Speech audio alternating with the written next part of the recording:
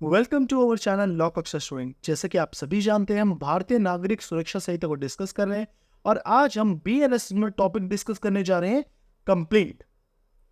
जो हमारी टर्म है कंप्लेंट, वो हमारी सीआरपीसी में किस सेक्शन में थी? 2B में। एंड अब अगर मैं बात करता हूं बीएनएस में, ये जो टर्म है कंप्लेंट वो कहां पे डिफाइन है? 2(1)(h) में। क्लियर? कंप्लेंट क्या होता है? Any allegation made orally or in writing to a magistrate with a view to his taking action। यानी कि कोई भी जब आप एलिगेशन लगाते हो किसी व्यक्ति पे, अब वो किसे बताते हो आप एलिगेशन? मजिस्ट्रेट साहब को, ओरली या राइटिंग में। किस इंटेंशन से? कि जो मजिस्ट्रेट साहब है उस पे एक्शन ले। यानी कि जो आपने कंप्लेंट करी है, कंप्लेंट ओरली भी हो सकती है और राइटिंग में हो सकती है। और याद रखना मेन इंपॉर्टेंट बात, जब आपको मैंने एफआईआर पढ़ाया था तो मैंने आपको बताया था जो फर्स्ट इंफॉर्मेशन रिपोर्ट होती है वो कौन रिकॉर्ड करते हैं? यानी कि किसको दी जाती है? पुलिस ऑफिसर को। और जो हमारी कंप्लेंट है, हमेशा याद रखना कंप्लेंट किसे दी जाएगी? मजिस्ट्रेट साहब। कंप्लेंट हम ओरली भी दे सकते हैं और राइटिंग में दे सकते हैं। मजिस्ट्रेट साहब को क्यों करी हमने कंप्लेंट? जिससे वो एक्शन ले। यानी कि इंटेंशन क्या है? कंप्लेनेंट की इंटेंशन क्या है? कंप्लेनेंट कौन हो गया? जिसने कंप्लेंट करी है। क्लियर? उसकी इंटेंशन क्या है? कि मजिस्ट्रेट साहब उस कंप्लेंट पे एक्शन ले, यानी कि कॉग्निजेंस ले और आगे फर्दर प्रोसीडिंग करे। सम पर्सन नोन और अननोन, यानी कि आप जब कंप्लेंट कर रहे हैं, वो आप जिस व्यक्ति के खिलाफ कर रहे हैं वो नोन भी हो सकता है और अननोन भी हो सकता है। फिर जिस व्यक्ति ने क्या करा है? ऑफेंस कमिट करा है। और याद रखना, कई बार प्रीलिम्स में ये पूछा जाता है, complaint does not include police report. यानी कि जो हमारी कंप्लेंट होती है वो इंक्लूड नहीं करती क्या? पुलिस रिपोर्ट को। अब अगेन मैं आपको समझाता हूं। एक व्यक्ति है ए कौन है? कंप्लेनेंट। यानी कि जो क्या करेगा? कंप्लेंट करेगा।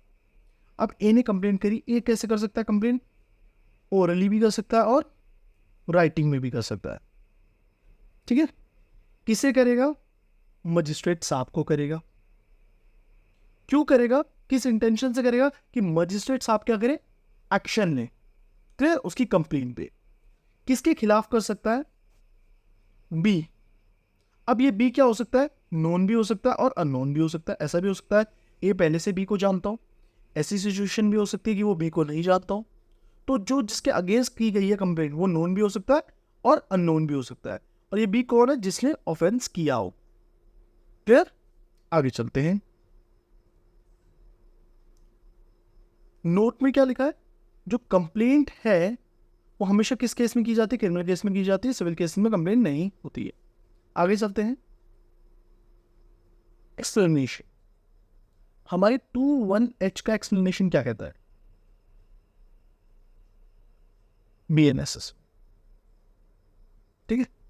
When police officer start investigation, यानी कि जब पुलिस ऑफिसर ने इन्वेस्टिगेशन स्टार्ट करी तो उसने क्या माना ऑफेंस को? Cognizable offence. बट अल्टीमेटली वो ऑफेंस क्या निकला? Non cognizable offence. यानी कि पुलिस ऑफिसर ने किसी ऑफेंस को स्टार्टिंग में क्या माना? कॉग्निजेबल। बट वो था क्या? Non cognizable. तो इस सिचुएशन में जो पुलिस ऑफिसर है उसे क्या माना जाएगा? कंप्लेनेंट। और जो वो रिपोर्ट बना के देगा उसे हम मानेंगे कंप्लेंट। क्लियर? अगेन मैं आपको बताता हूं। देखिए, एक पुलिस ऑफिसर है, उसने इन्वेस्टिगेशन स्टार्ट करी और क्या माना? ये ऑफेंस क्या है? कॉग्निजेबल ऑफेंस है। बट वो ऑफेंस क्या निकला? आगे जाके पता चला कि वो ऑफेंस क्या है? नॉन कॉग्निजेबल ऑफेंस है। तो जो पुलिस ऑफिसर है वो कंप्लेनेंट कहलाएगा और जो रिपोर्ट देता है, पुलिस रिपोर्ट, वो रिपोर्ट क्या कहलाई जाएगी? कंप्लेंट कहलाई जाएगी। ये हमारा एक्सप्लेनेशन कहता है 2(1)(h) का। क्लियर? आगे चलते हैं। तो अब हम स्टार्ट करते हैं कंप्लेंट। हमने इनिशियली आपको क्या समझाना चाहा? कि कंप्लेंट क्या होती है, कहां पे डिफाइन होती है। अब हम कंप्लेंट के मेन प्रोविजंस को डिस्कस करेंगे। कंप्लेंट्स टू मजिस्ट्रेट्स, तो जहाँ मजिस्ट्रेट्स लिखा है तो यानी कि हमें पहला पॉइंट तो ये क्लियर है कि कंप्लेंट हमेशा किसे की जाएगी, मजिस्ट्रेट साहब को की जाएगी। किस चैप्टर में? देखिए ये नोट्स बहुत ज़्यादा बेनिफिशियल है आप सभी की, क्योंकि देखिए इससे अच्छे तरीके से मुझे नहीं लगता कि हम समझ सकते हैं बीएनएस को या सीआरपीसी को, क्योंकि हमने साफ साफ लिख रखा है जो हमारा कंप्लेंट टू मजिस्ट्रेट चैप्टर है वो पहले चैप्टर किस में था, सीआरपीसी में चैप्टर नंबर 15 था, और अब बीएनएसएस में क्या हो गया, 16 हो गया। सेक्शन 200 से 203 तक के बात करते थे कंप्लेंट के बारे में, देन आगे हमारी कंप्लेंट प्रोसीडिंग्स होती है। और अब हमारा जो कंप्लेंट 200 की, जो 200 से स्टार्ट था वो कहाँ से स्टार्ट है, 223 से 226 तक।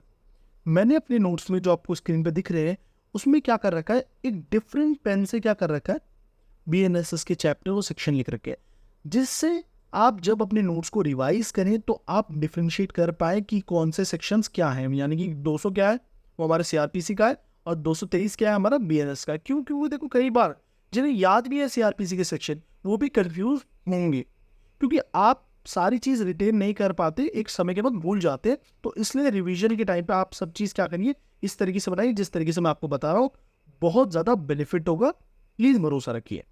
स्टार्ट करते हैं। Complaint to magistrate chapter number पहले क्या था सीआरपीसी में, 15 था, अब हमारा 16 हो चुका है। सेक्शन पहले कंप्लेंट कहाँ से था, 200 से 203 तक था। क्लियर? 200 कंप्लेंट के बारे में बात करता है, examination of complainant end of witness, और जो 203 है वो डिसमिसल के बारे में बात करता है। और अब हमारा क्या हो गया, 223 से लेके 226 तक। आगे चलते हैं, 200 बात करते हैं, एग्जामिनेशन ऑफ कंप्लेनेंट। देखिए एग्जामिनेशन ऑफ कंप्लेनेंट हमारा पहले क्या था, 200 था, और अब क्या है 223। तो यानी कि जो कंप्लेंट का सेक्शन 200 था वो अब क्या हो चुका है बच्चों, न्यू लॉ में 223 हो चुका है। क्लियर? क्लॉज 1 क्या कहता है, मजिस्ट्रेट शैल, यानी कि मैंडेटरी है, मजिस्ट्रेट क्या करेगा, एग्जामिन करेगा, किसे, कंप्लेनेंट को और विटनेस को, इफ एनी, मतलब अगर कोई विटनेस है तो कंप्लेनेंट और विटनेसेस को कौन एग्जामिन करेगा, उनकी ड्यूटी बनती है किसकी, मजिस्ट्रेट साहब की। किस पे एग्जामिन करेंगे, ओथ में एग्जामिन करेंगे। And substance of such examination, यानी कि जो भी चीज कंप्लेनेंट ने कही है, विटनेस से कही है, उनका जब एग्जामिनेशन होगा वो कुछ कहेंगे तो जो उनका एग्जामिनेशन हुआ है, जो उनके सब्सटेंसेस है, मैंडेटरी है, shall be reduced to writing, यानी कि लिखेंगे। विटनेस ए ने क्या कहा, विटनेस बी ने क्या कहा, कंप्लेनेंट ने क्या कहा एग्जामिनेशन के दौरान, तो इन सबको क्या करा जाएगा, लिखा जाएगा। यहाँ पे किसकी ड्यूटी है, मजिस्ट्रेट साहब की मैंडेटरी ड्यूटी है। एंड शेल मैंडेटरी है, जो एग्जामिनेशन हुआ है कंप्लेनेंट का, विटनेसेस का, ए का, बी का, जिनका भी हुआ है, साइन किया जाएगा।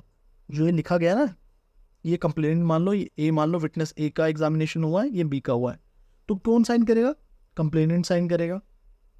विटनेस का है तो विटनेसेस साइन करेंगे, and also bye the magistrate, यानी कि मजिस्ट्रेट साहब भी इस पे क्या करेंगे, साइन करेंगे अपने। क्लियर? आगे चलते हैं। प्रोवाइसो 1 क्या कहता है, न्यू एड हुआ है, इंपॉर्टेंट है एग्जाम्स के लिए। No cognizance of an offence shall be taken by the magistrate without giving the accused an opportunity of being heard, यानी कि कोई ऑफेंस हुआ है उसमें मजिस्ट्रेट साहब मैंडेटरी है, यानी कि ये एक ऑब्लिगेशन है कि भाई उन्हें पहले अक्यूज को एग्जामिन करना होगा, यानी कि अक्यूज को अपॉर्चुनिटी देनी होगी। नो कॉग्निजेंस, यानी कि मजिस्ट्रेट साहब कॉग्निजेंस नहीं ले सकते किसी भी ऑफेंस में, कब तक, जब तक वो अपॉर्चुनिटी नहीं देंगे किसे, अक्यूज्ड को। देखिए ए व्यक्ति आया, उसने कंप्लेंट कर दी किसे, मजिस्ट्रेट साहब को, किसके अगेंस्ट में, बी के अगेंस्ट में। बी कौन हो गया हमारा, अक्यूज्ड। तो ये हमारे जो मजिस्ट्रेट साहब है ये कॉग्निजेंस नहीं ले सकते, कब तक, जब तक ये अक्यूज को अपॉर्चुनिटी देंगे, यानी कि अक्यूज को भी उन्हें अपॉर्चुनिटी देनी पड़ेगी, भाई तू भी अपने पॉइंट रख। समझ आया? पहले ये प्रोवाइजो नहीं था, अब अक्यूज को भी अपॉर्चुनिटी दी जाएगी, उन्हें भी सुना जाएगा। क्लियर? देन कॉग्निजेंस लिया जाएगा। समझ आ गया? एज पर सीआरपीसी क्या था, ए आया, ए ने कंप्लेंट करी मजिस्ट्रेट साहब को, मजिस्ट्रेट साहब ने क्या ले लिया, कॉग्निजेंस ले लिया। क्लियर?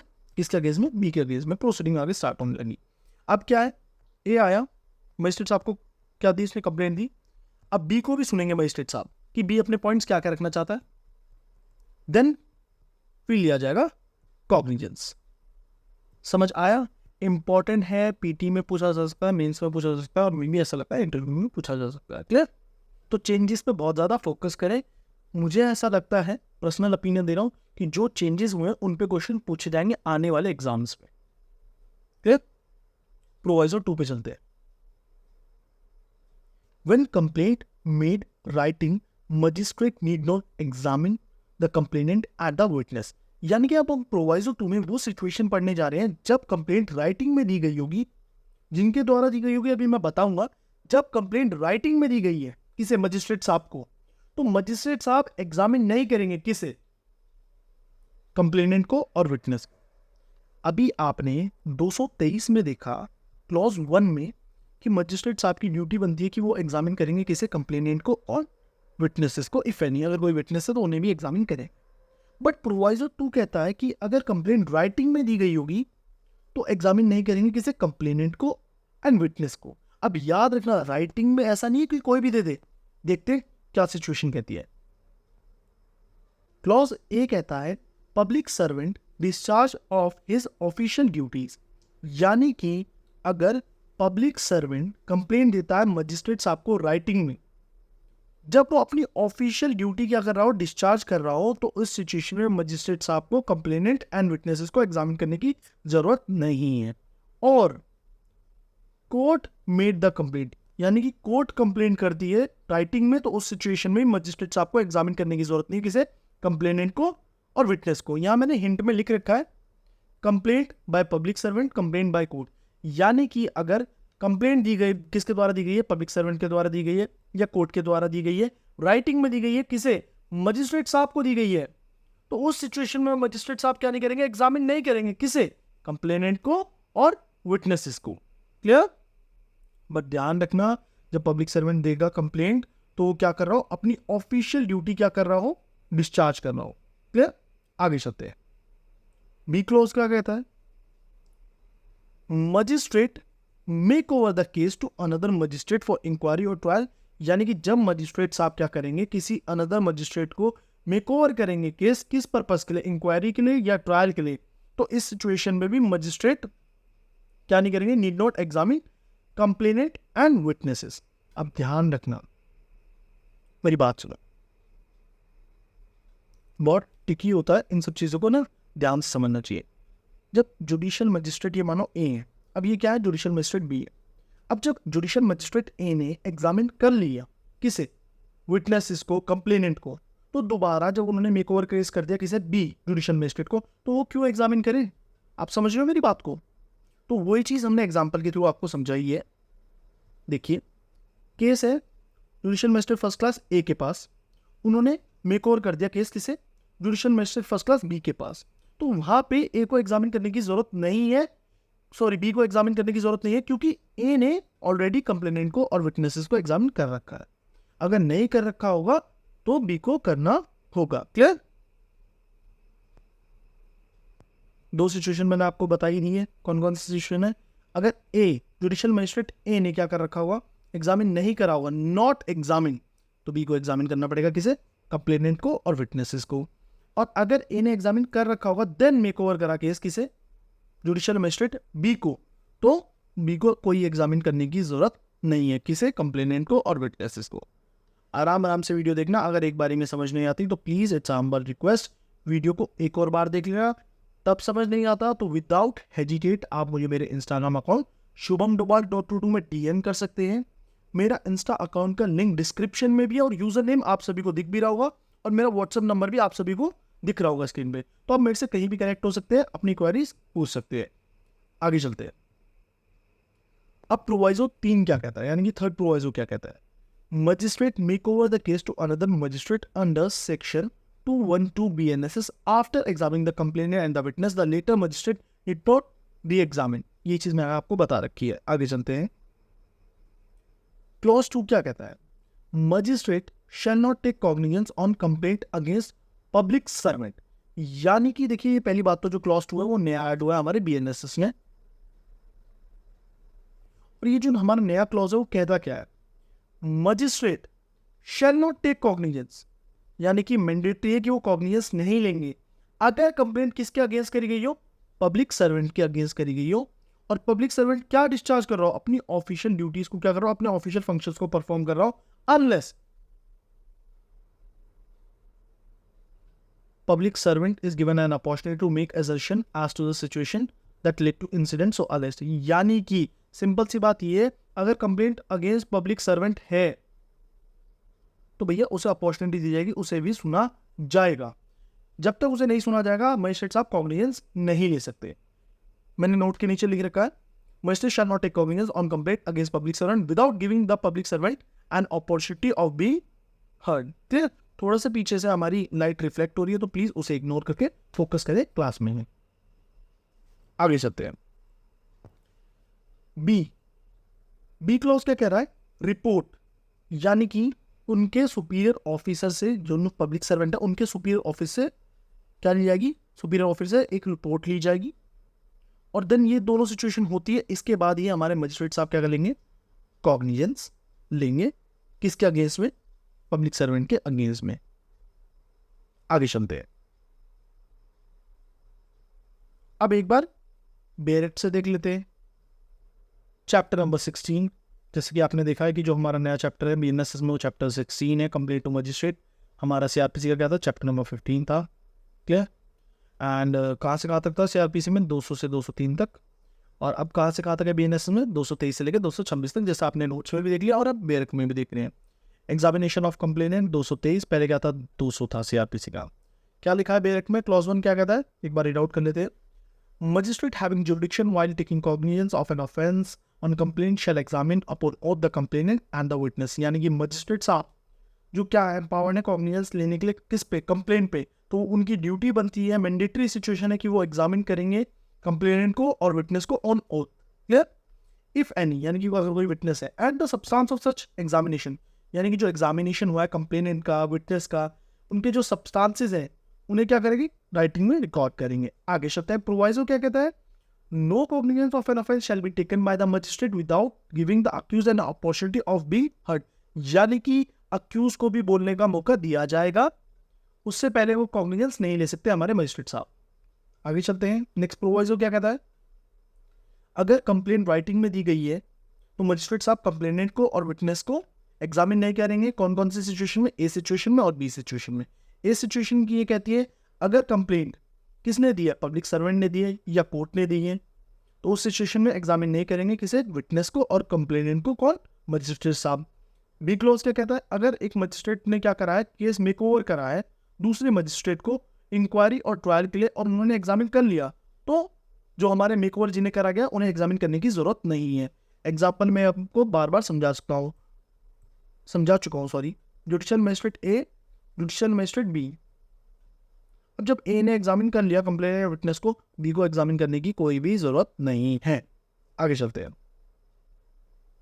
नेक्स्ट प्रोवाइजो क्या कहता है, magistrate make over the case to another magistrate under section 212 after examining the complainant and the witness the latter magistrate need not री एग्जामिन देन। यानी कि जब हमारे पहले से मजिस्ट्रेट साहब एग्जामिन कर चुके हैं कंप्लेनेंट और विटनेस को, तो दोबारा मजिस्ट्रेट क्यों करेंगे, कॉमन सेंस है।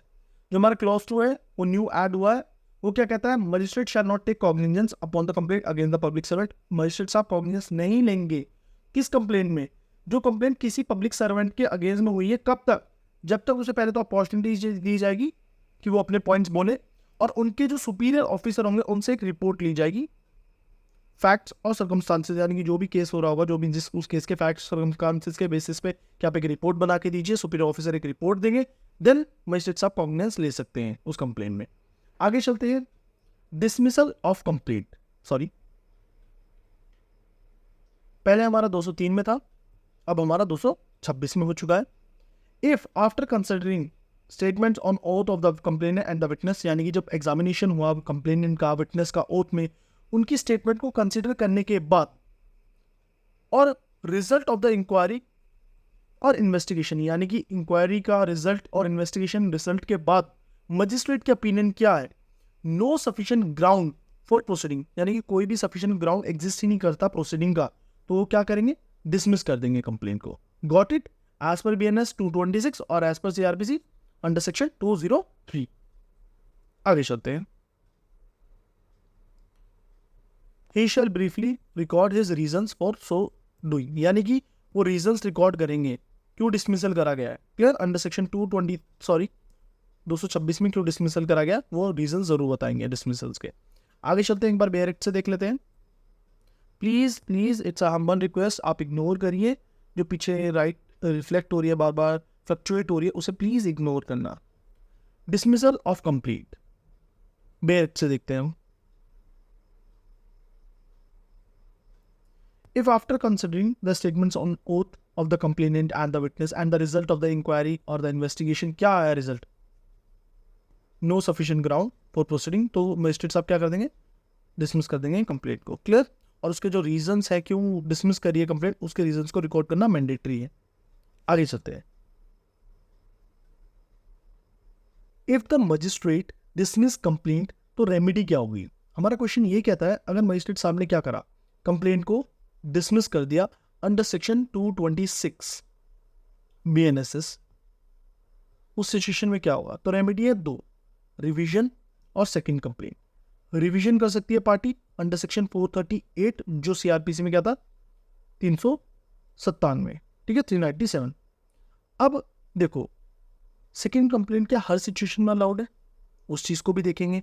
और जो कंप्लेंट करी जाएगी, देखिए complaint for revision against dismissal order court of session में करेंगे तो अंडर सेक्शन 440 करेंगे, और हाई कोर्ट में जाएंगे तो अंडर 442 जाएंगे as per BNSS।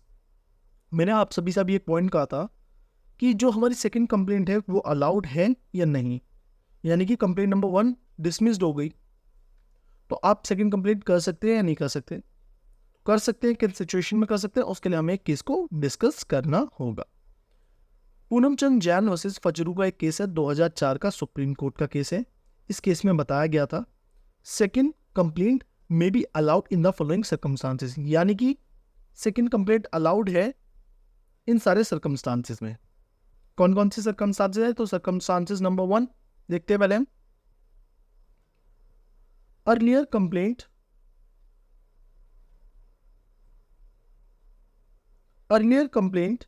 was dismissed upon incomplete record, यानी कि हमारा जो रिकॉर्ड है वो इनकम्प्लीट है और अर्लियर कंप्लेंट क्या हो चुकी है, डिसमिस हो चुकी है। तो इस सिचुएशन में हमारे पे राइट है कि हम क्या कर सकते हैं, सेकंड कंप्लेंट कर सकते हैं। आगे चलते हैं। सेकंड पॉइंट क्या कहता है? If the earlier complaint was dismissed by the magistrate upon a misunderstanding of the nature of a complaint, यानी कि जो कंप्लेंट का नेचर है उसे समझने में मजिस्ट्रेट साहब से क्या हो गई, कोई गलती हो चुकी है, भूल चूक हो चुकी है, और अर्लियर कंप्लेंट क्या कर दी गई, यानी कि कंप्लेंट नंबर 1 को क्या कर दिया गया, मजिस्ट्रेट के द्वारा डिसमिस कर दिया गया। उस सिचुएशन में आप क्या कर सकते हैं, सेकंड कंप्लेंट कर सकते हैं। एग्जाम्पल के लिए मैंने जो लिखा ये आप जरूर लिख लें नोट्स में। क्रिमिनल केस को सिविल केस बता के डिसमिस कर दिया, इस सिचुएशन में क्या कर सकते हैं, हम सेकंड कंप्लेंट कर सकते हैं। सेकंड कंप्लेंट अलाउड है। प्लीज अगेन कह रहा हूँ, पीछे लाइट क्या कर रही है, फ्लक्चुएट कर रही है, उसकी वजह से प्लीज आप वीडियोस में देखो, उस चीज को नेग्लेक्ट करना, आप कंटेंट को देखो, नोट्स को देखो, मोर देन सफिशिएंट है। क्लियर। आगे चलते हैं।